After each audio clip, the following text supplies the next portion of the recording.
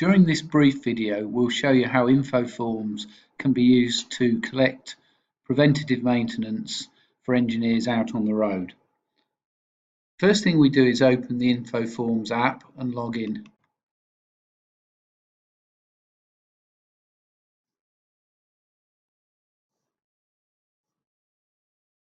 Each user of infoForms will need a logon. We then get to our app home screen and we can see an inbox. That would be for forms that have been pre-populated. In this case, we're going to start a form from scratch. So if we click on our form, we can now go to our air handling unit preventative maintenance check sheet. So if we start a new one, we now start filling it out. So we fill our client information.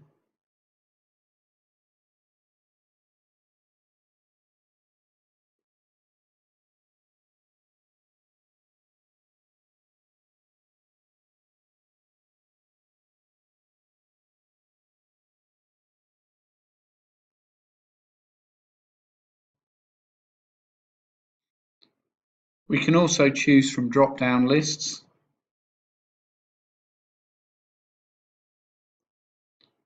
And we have all sorts of different switches and radio buttons depending on the type of form. In this case, we're now going to scan a serial number for a barcode.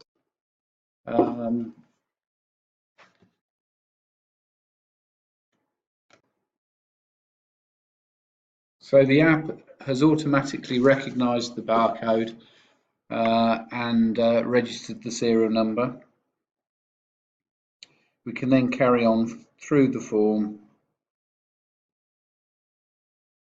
answering the various questions.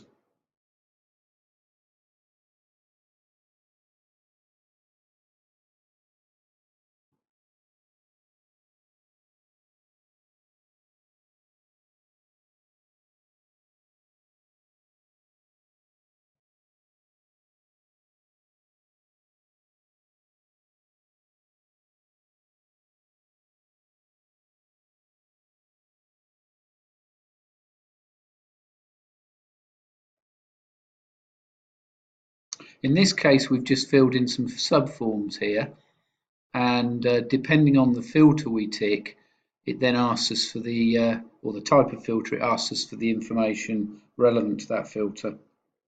We've also got some static notes here that are basically like descriptive information describing something we have to do.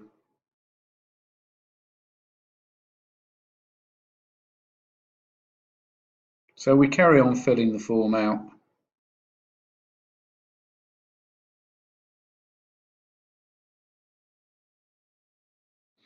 We have date pickers, so you can easily add dates. Again, we need to go through answering the various questions. We'll leave this one unticked, check inverter, and in a minute when we try and submit the form, it will fail because we've not filled that in.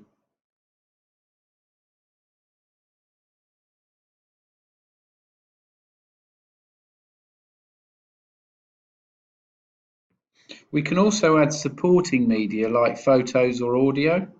So if we click photo, we're going to add a photo now.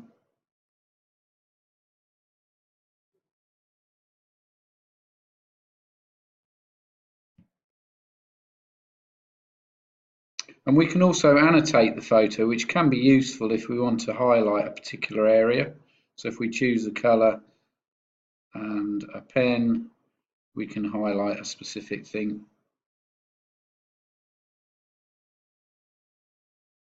We also have the ability to add audio files or even video files.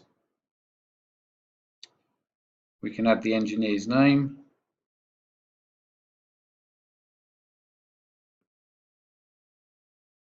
signature, customer's name,